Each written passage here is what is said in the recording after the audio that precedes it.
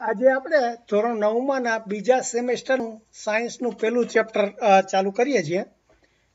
એમાં ખાસ કરીને ભૌતિક વિજ્ઞાન ઉપર આ 3 ચેપ્ટર છે પહેલા.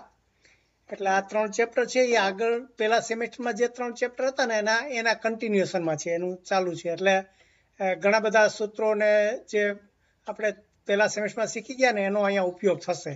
એટલે જ્યાં આવશે ત્યાં હું ફરીથી રિવિઝન કરીશ ને સમજાવી.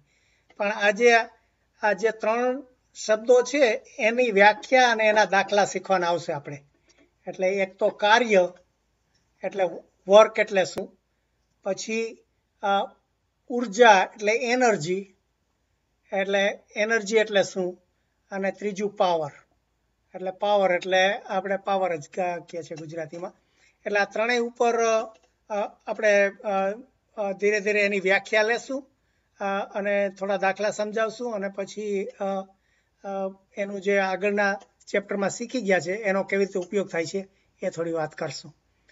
એટલે આપણે કાર્યમાં એમ કહે છે કે આપણે સામાન્ય રીતે ગમે તે વસ્તુને કામ કરતા હોય કે આપણે બેઠા બેઠા વાંચન કર્યું હોય કે લખતા હોઈએ કે એ બધું આપણે કામ કર્યું કહીએ, પણ એ ભૌતિક દ્રષ્ટિએ કાર્ય નથી.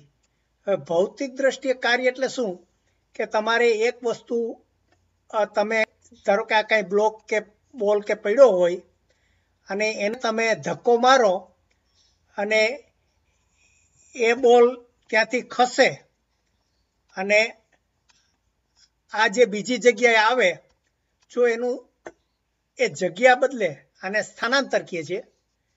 આ સ્થાનાંતર થાય અને આપણને જો એનું વજન ખબર હોય, એટલે આપણે આને આ દળ કહેતા હતા. આપણે પેલા સેમેસ્ટરમાં બધી વ્યાખ્યા શીખી ગયા, દળ અને બળ અને એ બધું શું.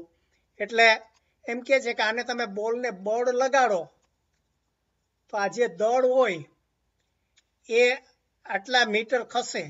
એટલે આ ધારો કે આ 5 આપણે એક દડો હોય 1 કિલોગ્રામનો, 1 કિલોગ્રામની વસ્તુ, ધારો કે આપણે શાકનું તપેલું હોય, એમ જ કહ્યું, શાકનું તપેલું હોય, તમે ખસેડો ને આ 2 મીટર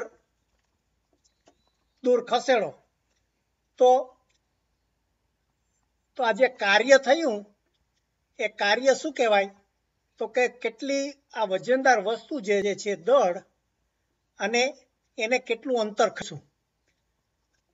આ ભૌતિક વિજ્ઞાનની દ્રષ્ટિએ કાર્ય કહેવાય. એટલે હવે આ બે વસ્તુ કે દળ એટલે કે એનું વજન કેટલું છે. હવે જો કે વજન અને દળમાં થોડો ફેર છે, એ આપણે પહેલા પ્રકરણમાં શીખી ગયા કે વજન કે આપણે એક વ્યક્તિ હોય એનું પૃથ્વી ઉપર 8 કિલો વજન હોય તો એ વ્યક્તિનું ચંદ્ર ઉપર 10 કિલો વજન થાય. એટલે શા માટે, તો જે વજન છે ને એમાં ગુરુત્વાકર્ષણનું આપણે ઉમેરવાનું થાય. પણ એ વ્યક્તિને જો એનું દળ માપીએ તો દળ નથી બદલતું, ચંદ્ર ઉપર જાય તો એકલું રહે, એટલે તો 60 કિલો જ રહે. તો એને જે માસ કહીએ છીએ, માસ એટલે દળ, એ જો દળ લઈએ અને કેટલું અંતર ખઈશું એ આપણે મીટરમાં લઈએ કે સ્થાનાંતર કર્યું કે 3 હોય કે, તો આ જે આવે એ કાર્ય થયું 680 kg પર મીટર, કેવું છે કહી શકાય. એટલે આ બહુ પાયાની વસ્તુ છે. એટલે હવે એમાં ફેરફાર શું થાય છે કે ઘણી વખત આપણે બળ વાપરીએ પણ કાર્ય ન થતું હોય. ધારો કે આ એક વસ્તુ પડી છે અને એને આપણે આ ઉપીએ, જો ઉપરથી વજન દઈએ તો શું થશે, એ વસ્તુ ખસશે નહીં. ધારો કે વાપરું એટલું જ બળ વાપરું અને જો નીચે કર્યું તો એ વસ્તુ ખસશે નહીં. પણ એને એ વસ્તુને જો આપણે હોરિઝોન્ટલ આ જો સપાટી ઉપર પડી હોય અને અહીંયા એટલું જ બળ વાપરીએ તો આ વસ્તુ કદાચ આટલી ખસી જશે 5 મીટર કે 3 મીટર. તો આ રીતે એટલું જ બળ અને એટલું જ વસ્તુ એટલે આ શું થયું, માસ આ એમ હતું અને આ ડિસ્ટન્સ અને એસ કહીએ. તો આપણે જે કાર્ય હતું, કાર્યને આપણે કીધું હતું કે આ દળ ગુણ્યા અંતર. એટલે આ જ્યારે આપણે આ દળ 5 kg નું કરીએ તો 5 kg ગુણ્યા અંતર 3 મીટર, તો એ કાર્ય થયું. એટલે તો 15 kg પર kg મીટરનું કાર્ય થયું. પણ અહીંયા શું થશે, અંતર આ 5 kg નું આપણે એનું દળ છે, પણ આ દળ ગુણ્યા અંતર. તો હવે જો દળ છે 5 kg નું છે પણ અંતર 0 છે, 0 છે, એટલા માટે એનું કાર્ય 0 થશે. એટલે આ રીતે આપણે અંતર કેટલું ખસે છે અને દળ કેટલું છે એના ઉપર આધાર છે. ધારો કે આ આપણે આ દળ છે એ 5 kg ને બદલે જો એ 10 kg હોય અને જો 3 મીટર ખસેડીએ તો કાર્ય, તો કે આ 10 ગુણ્યા 3, તો આ 30 kg મીટર કાર્ય થયું. હવે ધારો કે આ 10 kg હોય અને આ 1.5 મીટર ખસે, 10 kg અને 1.5 મીટર ખસે, તો કાર્ય કેટલું થયું, તો કે એટલે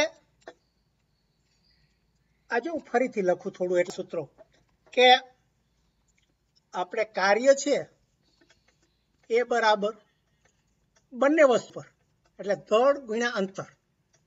એટલે આ જો દળ હું 5 અને અંતર 6 કરું તો આ 30 થયું. અને જો હું દળ ધરું અને એ 3 મીટર ખસે તો પણ એ કાર્ય 30 કિલો થાય.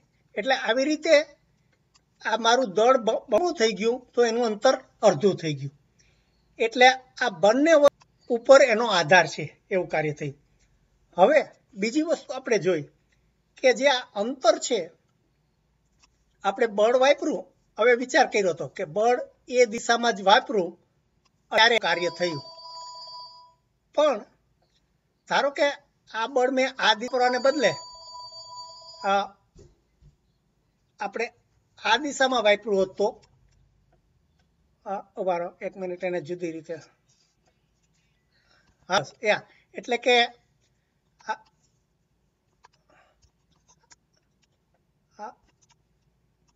ધારો કે પુશ કરવાને બદલે પુલ કરીએ છીએ એમ ધારીએ. ધારો કે હું આવી રીતે આને આ પથ્થર છે એને આવી રીતે હું પુલ કરું છું, તો પથ્થર અહીંયા, પણ મારે આ જો આને આમ એના કરતા આ બળ વધારે વાપરવું પડશે. એટલે આ જે બળ છે અને આ અંતર છે, એટલે આ એમ છે અને અહીંયા આ જે આ એસ છે, આપણે કીધું હતું ને કે આ કાર્યનું બરાબર આ બળ ગુણ્યા અંતર. પણ હવે આમાં શું થશે કે આજે આપણે બળ વાપર્યું છે એ વધારે વાપરવું પડશે. એટલે એનો અર્થ એમ કે આ જે બળ છે એના 2 ભાગ છે. આ જે બળ એનો એક હોરિઝોન્ટલ ભાગ છે અને એક આ વર્ટિકલ ભાગ છે. આપણે જો એના 2 વેક્ટર કરીએ તો, એટલે ધારો કે આ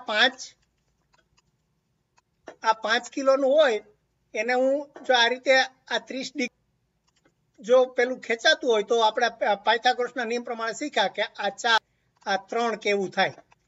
તો આ 3 થયું આ 5 kg નું 3 kg થયું એ આપત્રમાં વાપરવું પડે.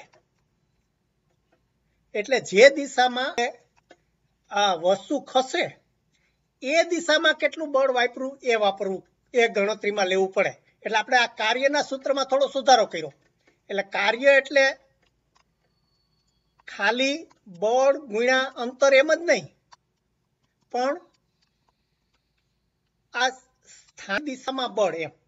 આ જે બળ છે આપણે સ્થાનાંતર, આ જે અંતર કહીશું એને સ્થાનાંતર કહેશું. આ સ્થાનાંતર એટલે આપણે શીખી ગયા કે સ્થાનનું કેટલું અંતર કેટલું ખસે છે એ સ્થાનાંતર.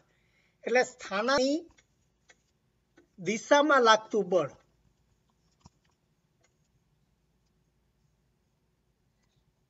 એટલે હા, એટલે એનું મૂળ જે બળ આપણે લગાડીએ છીએ આ દિશામાં, પણ જ્યારે હિસાબ કરશું ગણતરીમાં ત્યારે એ બળનું જે દિશામાં એનું વેક્ટર હોય.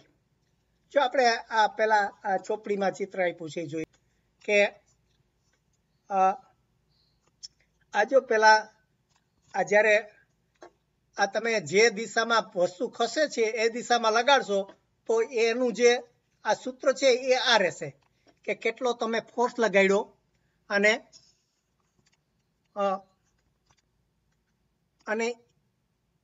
એ ફોર્સ ને કેટલું અંતર ખઈશું એ. પછી આ જે બીજું જે ચિત્ર બતાવે છે જો આમાં કે આમાં શું કરે છે કે એને વસ્તુને જરા જુદા જુદા એનાથી ખેંચે છે અને જે બળ વાપરે છે આ સ્પ્રિંગ ઉપર મેજર કરે છે કે સ્પ્રિંગ ઉપર કેટલું મેજર કર્યું.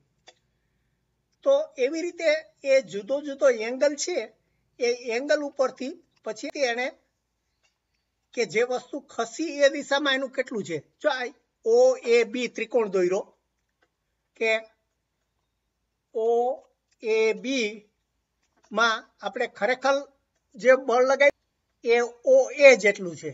એટલે આ ઓ એ નું જેટલું માપ હોય 5 હોય તો એ, અને આ ઓ બી છે, આ ઓ બી છે એ એનું જે દિશામાં એ બાજુ થયું. તો જ્યારે આપણે આનું કાર્યનું સૂત્ર શોધીએ, કાર્યની વ્યાખ્યા આપીએ ત્યારે શું મૂકવાનું કે આ ઓ એ ગુણ્યા આ જે અંતર છે કે F1 એમ નહીં ગણવાનું, આ નહીં ગણવાનું, પણ એને બદલે ઓ બી ગુણ્યા F1 ગણવાનું. એટલે F1 કે Fi છે ટૂંકમાં એ જે અંતર ખઈશું એટલે એને ઓબી ને F1 કીધું છે બરોબર. ઓબી છે ને એને F1 કીધું છે અને પછી અંતરનું કઈક એસ કે ડી કે જે કઈ વાપરે તે. એટલે આવી રીતે પેલા આપણને કાર્યની વ્યાખ્યા સમજાવી કે ભાઈ એક વસ્તુને તમે ખસેડો તો એનું જેટલું વજન હોય એને તમે જેટલું ખસેડો એને એના દળથી ગુણી નાખો તો એ એનું કાર્ય થયું. એટલે આજે એના ઉદાહરણ 1, 2 છે એ રીતે સમજાવ્યા છે. પછી અને એને આપણે એંગલમાં કરીએ તો કેવી રીતે સમજાવ્યું એટલું છે. એટલે મને લાગે અહીંયા આપણે 15 મિનિટ પૂરી થઈ છે અને આમે આ સેક્શન પૂરું થાય છે. એટલે આટલી વસ્તુ આપણે કાર્ય એટલે શું એટલું પહેલા સમજ્યા, પછી આ ઉર્જા ને બધું પછી આવશે. પણ કાર્ય કોને કહેવાય આ 2 રીતે આપણે શીખ્યા કે જે દિશામાં તમે ખસેડતા હો એ, અને જે ફોર્સ લગાડ્યો એનું ફોર્સનું તમારે જે દિશામાં ખસે એ વસ્તુમાં એનો જે વેક્ટર હોય એ લેવાનો. હવે આને થોડું હું પૂરું કરીને પેલું જે ઓનલાઈન થોડું છે ને એ થોડું હું